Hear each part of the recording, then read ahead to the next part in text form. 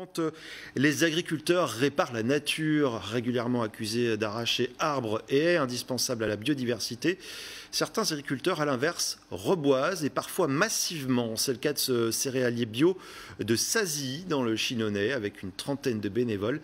Il a planté ce week-end sur ses parcelles 1 millier d'arbres, une façon d'offrir un habitat d'ici quelques années aux plantes et aux animaux. Nous sommes dans le Chinonais, sur une parcelle agricole de céréales bio.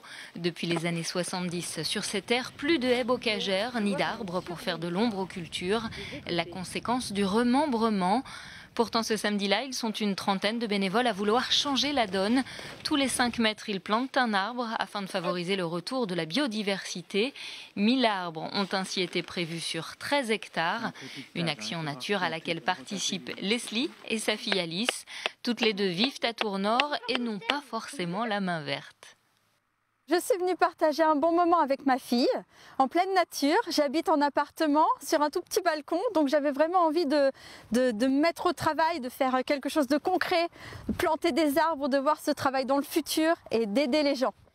Bon, j'en ai planté dans la dizaine. Des rangées d'arbres en plus, ça ferait pas de mal à la planète. Parce que je pense aux êtres qui vont vivre après nous, qui sont en train de naître. Et qui si on ne fait pas de bons gestes, ils vont, peut-être qu'ils vont pas avoir la chance que nous on a eue. Donc je pense que c'est important d'aider la nature à se reproduire. Ces futurs corridors végétaux vont pousser sur les terres d'un jeune agriculteur céréalier installé depuis 3 ans à Sazilly. Leur mission, ralentir notamment l'érosion des sols et le dessèchement des terres.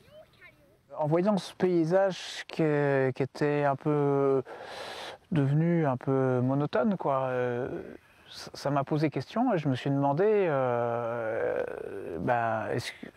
j'ai eu un rêve, quoi. J'ai eu un rêve que la nature reprenne ses droits, en fait. Le paysan, c'est celui qui est le gardien de la nature, en fait. C'est vraiment son rôle premier. Si lui ne le fait pas, qui va le faire à sa place ?